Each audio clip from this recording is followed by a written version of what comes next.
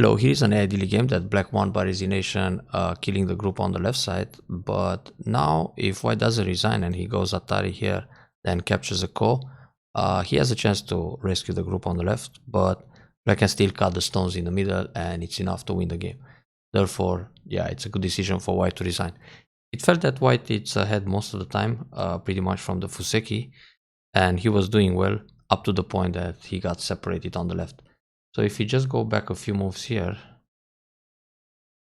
yeah, it's much better for white to block this way, because when black cuts in the middle, white can still make size on and keep eyes on the left side. So this should be fine. It's a winning position for white. Anyway, let's go back and check from the beginning. Lots of interesting things to discuss this game. So we have a parallel Fuseki, then black attacks the lower side, which can lead to the famous Kobayashi opening.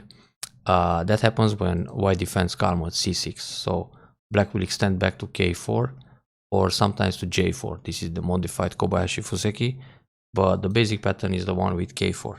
And now white should play something in the lower right corner to prevent a shimari, and it can be any of these approaches.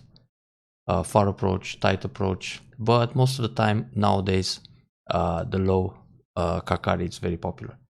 But if white doesn't want to accept this kind of opening and prevent it right away, he can just attack r5. And this is always a priority for white, to go for the komoku instead of attacking the start point, the hoshi. But in this case, white played o17 and black ignored completely. Sun invasion here. Now usually when white doesn't defend at c6, the most common move for black is to double approach at c6. It's a bit rare to play Sun after the approach, but it's playable. I mean, it's not that wrong, it's just that it's a bit slow. I mean, once you play the double kakari, if your opponent plays away, let's say he approaches r5, you're very happy to surround the stone with a triple approach. So this is not going to happen most of the time. I mean, white will either go out between the stones or play one attach or the other. So you can play a Joseki first, for example, this kind of follow-up, and then keep sente in order to come back and defend the top right corner. But depends a lot what kind of move white will choose on the double kakari option.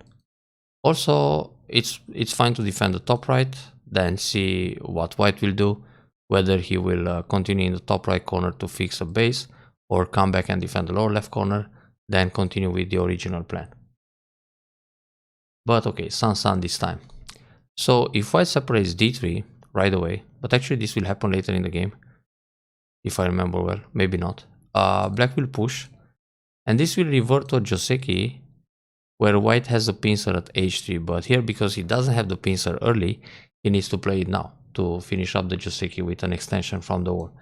So this will be similar to white playing h3, then black goes Sun, white separates, and then we revert to this basic pattern, and now white can play away. But let's see the actual game. So white double approaches, black comes out. This is a good idea. If you want to keep center, you always play this Kosumi, you come into the center, then when white takes the Sun, the best thing for black to do here is to play away. So it would be nice to play c4, because now all of a sudden we have 3 stones against 1 in this lower left corner, so d4 looks quite painful. You can also just play d3, but anyway, white doesn't want to go down at d3 because you hane on top, and that's just too painful. So if white comes up, this is a heavy group, you can push one more time and jump, and every time white goes here, you extend in front of the wall, so this is really painful for white. Let's see the actual game. Black block here. Now about this block, in general, it's bad to block when you don't have a middle side extension, and the middle side extension should be somewhere around q10, q11, or in the top. There are no black moves there, therefore it's bad to decide to block either r16 or q17. The best thing to do locally is to go for outside thickness, so you can play a move like q13, and the follow-up is usually like this. So you don't care about the top side, and anyway a move at r16 would be just pretty much a neutral point. You can push there anytime as a co-threat, you don't need to do it now. But the idea is that you don't have to block r16 or q17. So just go for outside thickness, give up the corner, and this is a way to fix p15 in a light way. But you can just leave it like this, because if you play away, for example, c4, and white goes r16, those two stones are still not surrounded. So later on, black can play here a kema or a 2-space jump, or kema the other way, or a 1-space jump one way or the other. So it's easy to go out with those two stones. And even if they get surrounded, white really works hard to capture them. So for example, you can play a shimari, white plays another move trying to surround the stones, then you can play away, white will play another move, and there is still aji. I mean, once you fight a ko, you can think about these kind of moves. So it's a big effort for white to catch them. Therefore, you don't need to block right now. But let's say black has a middle side extension in place. So instead of this, if black has a stone at q10, when white plays r14 and you come out and he plays r17, obviously the block at r16 is good, because you want the moy on the right side where the extension is in place. So white will play here and then you jump. It's always good to jump in the middle or to put pressure with kema, not to play kema at q13, because this way you're going to kill r14 on a very small scale. If something like this happens, in the end, black works too hard to capture that stone on the right side. There are too many stones, so it's not very effective. You want to catch it on a bigger scale like this, trying to make a box. But this happens only in case you have the extension at q10. Without the extension, it's really not interesting to block r16, because now normally these 3 stones, they have to run out with n15, but next white will just extend for a base in front of the wall, so the wall is completely meaningless. Therefore, playing a move here at r16, it's losing tempo, it's losing an important move in the fight on the right.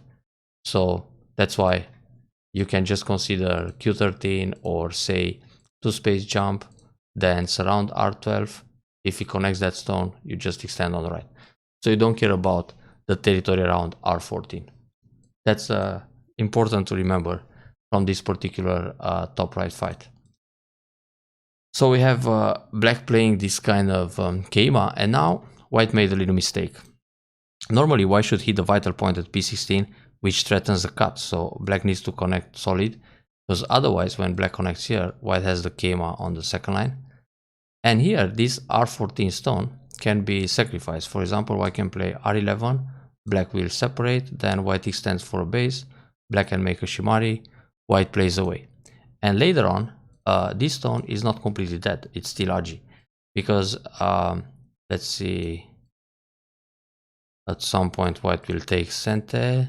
So like now, if white plays this Kosumi here, this will threaten either the connection at s16 or s13. So when black separates here, white connects under like this. So that's the way for white to use the aji of r14. Therefore, black shouldn't try too hard to catch this r14. So white failed, Hane, and now it's actually better for black to connect right away or consider the block at r13. Because if white comes down and black blocks again, white has to capture this stone and black can extend on the right side. And it's much better to set up the moyo here than to save one stone. S14 is not too bad, because when white comes out, black will connect or Hane, black covers, then black connects here, and this group, it's kinda heavy. Well, it can leave, but it's still annoying to have this group under attack. So black can build some territory while attacking and become stronger. But yeah, the best thing to do is sacrifice that stone. Probably white is not even going to connect, will play away, and then you still get a chance to surround. Anyway, what happened here after this approach, black should actually play a pincer like r8, because this r14 still wants to come out in the direction of r13 and so on. So once you play a pincer, this attacks r5, but in the same time tries to kill r14 indirectly. So white might play here and so on, but if something like this happens, now r14 is not going to escape. So playing this way, white extends for a base, which is normal, and then the proper move for black would be r10. You don't want to play r13 because white extends again, so there are too many stones to kill that one. But if you play R10, you kill it on a larger scale and in the same time put some pressure on this tiny base. So that's pretty much the discussion on the right side. Now black plays a big point, that's good. Pincer, double approach. Now I have a pretty normal Joseki here. Yeah, this tiger mount is very good because of the pincer at d10, and now white has to protect the top against the cut, so he kicks, then he takes away liberty, black extends, that's nice. And white played this move to use the edge of r14, not too bad. Nice idea for black to play the kick. Another option locally is to play s12, but s12 is not necessarily sente. And s12 is nice. If white comes out, you surround like this. If white pushes here, you block. And the thing is, if white doesn't do anything, so for example, let's say white plays this, and then he blocks the left side to go for a moyo, then you just continue with s11 to remove the base. But when you play s12, white is not going to answer. But if you play the kick, white will go up. So in this case, black hits sente, which was a very good idea to try to grab sente. Now, if white plays hane and atari, white will be sente, and then he can still fight first in the lower left corner. So this looks pretty good for black, but I mean to take sente on the right side. But here, black should just play c4. This can be a little bit dangerous. c4, if white comes out, you play the wedge, and then already f3 is in the right place. Then slide here, or jump, or keima to go into the center. But this is a steady move to play c4. Playing too loose can be dangerous, but overall was still okay for black. Slide, very good. Separate, that's also nice. It's good to create this cutting point at f12, this is fine. White play with some fighting spirit here, but black has a better option. Instead of connecting solid, should either go down, because it's going to help the d7 stone, or protect at g2 or g3. Obviously white wants to push at e3 and so on, but once you play g2, you actually prevent that happening, and also get a better position towards the bottom. So if white plays, I don't know, something around here, then you came out like this and grow the center and threaten the left side to keep it smaller. So here black actually missed some opportunities. The solid move clearly doesn't leave co-threats, but you need to remember b3, for example. Try to defend more flexible, indirectly, and with some potential follow-up in the local situation. But here is where black missed the opportunity to get a better fight. Should always cut. Cut where you can cut. First you cut, and then you think. After you cut here, white obviously needs to extend, because if he plays Atari, he still has to come back and protect like this. Then you just jump into the center. And here, white has a problem with these 3 stones, because black can cut like that at f12, and also this group on the left side. So it's a nice situation for black to separate first. So once you separate, he will play here, then you jump out. Now he might go back and protect against the cut, but then you surround this group. Let's say you play here, surround with keima, he will try to leave. Obviously he can do it, but it's painful. Let's say this will happen. So he made some I shape here on the left, and then you put pressure on the right, and he stands on the bottom. All of a sudden, you build all this territory, while white barely survives and connects some neutral points. So this would be a winning situation. So very important to cut. First of all, so far it's important to remember that you don't want to block r16 unless there are middle side extensions, and cut where you can cut. Don't miss this kind of cuts. And the cut was still there. I mean, you can do it now. After hane and double hane, you can still cut, because after this, and this, it's, well, that's a ladder, but there is a cutting point here also. Maybe you can play some ladder breaker in the process. This is obvious, you want to cut f5, but still, this cut first. If white plays here, and you connect, and then he comes back, and you come out, he's still in trouble with both groups. I mean, he needs to come back here. So there were several options to cut, but now it's gone. So at this stage, black should no be threatening to cut, And then instead of cut like this, just go out with a Keima. That cut behind at f5 doesn't do so much anymore. I mean, the best thing to get is to capture those two stones, but they're actually quite light. I mean, white can try a combination like this, then connect, and in fact, it's still not easy to cut that. So this was not the best cut. Okay, that's a pretty fine jump, but no, yeah, you must jump first. I was wondering if you can play this no B still to threaten the cut. Yeah, I think you do. Because if you place here, you come back like this. Yeah, this can be center and then you push out. Because on this move, you always pull back. And on this move, you connect. So you're out in the center. This way, white got a pretty good formation. To play Atari here, if black connects, he separates everything. It's ouch. He got a nice Ponuki. It's incredible to think that such a strong formation like this one died at the end. I mean, black still managed to cut and either kill the group on the left or the group in the middle. That was a spectacular comeback. So jump out. White captures this, but he should just extend actually. The Atari is good. Then you gotta come out more. Push here is still big, but he will always answer. And then just jump in the center. This wedge is not such a big thing. But yeah, the tiger, I mean, this dog face, the triangle, it's actually keeping black safe. Can black do better? Puck. Yeah, black plays here. Then this one. I wonder if the group is alive or black needs more moves. Would be more interesting to play some other moves in the center and then come back and leave. Yeah, but this is a bit dangerous. Actually, this will die. Okay. I misread. So push, then make twice. Yeah, this was good. You must leave. Tsuke here is fine. Go down is proper. Actually, there's another way to defend.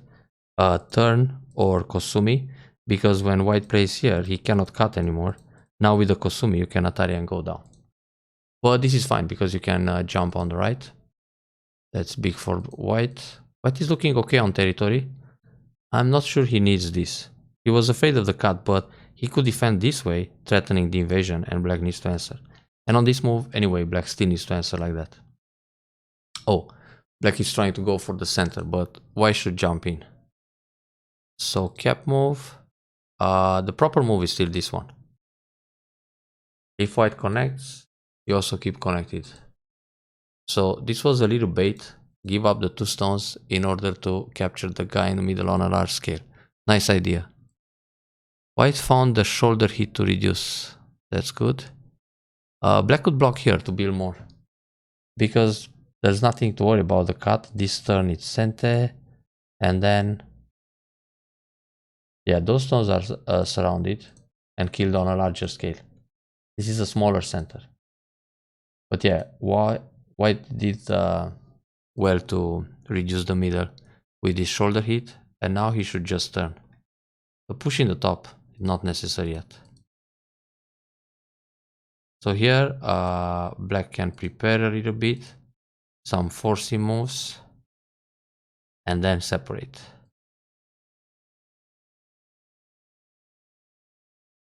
Normally now you can play a block and on this Atari under, on this capture, just go under and erase those points. Because it's difficult to separate the middle, so at least compensate on the bottom. Which means now you gotta play this one, this kind of block. Yeah, that Hane, not too bad, but now you must continue with the Hane here. I mean, the Tsuki at Q8 wasn't bad. Atari connect, then white has to go down. Then you jump here in center. Take the stone. Pretty big reducing. Dangerous for white on the right. So let's fast forward to the end fight. Okay, that's a sacrifice. Yeah, this card doesn't really work. Nice try though. Well, black can come inside a little bit. Not much to do. That was fine.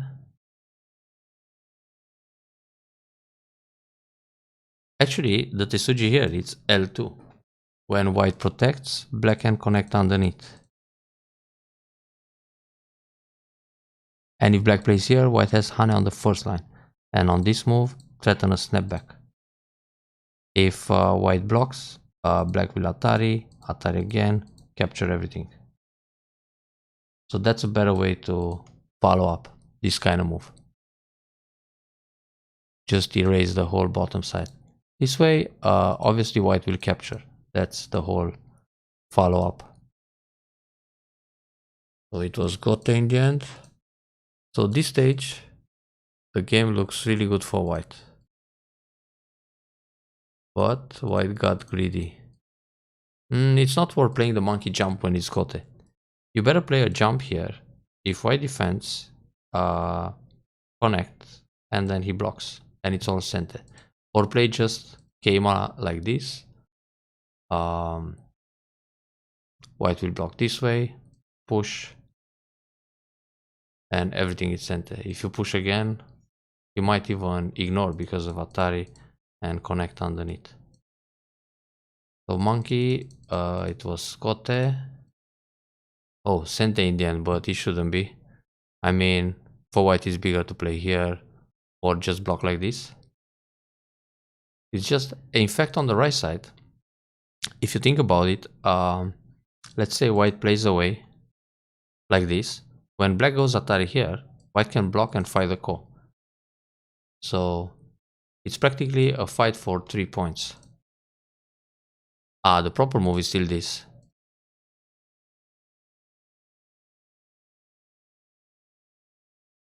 White doesn't really have to capture that stone. So if white plays here and black Atari, white connects. If black connects, white Atari, and white is still faster by 1 liberty.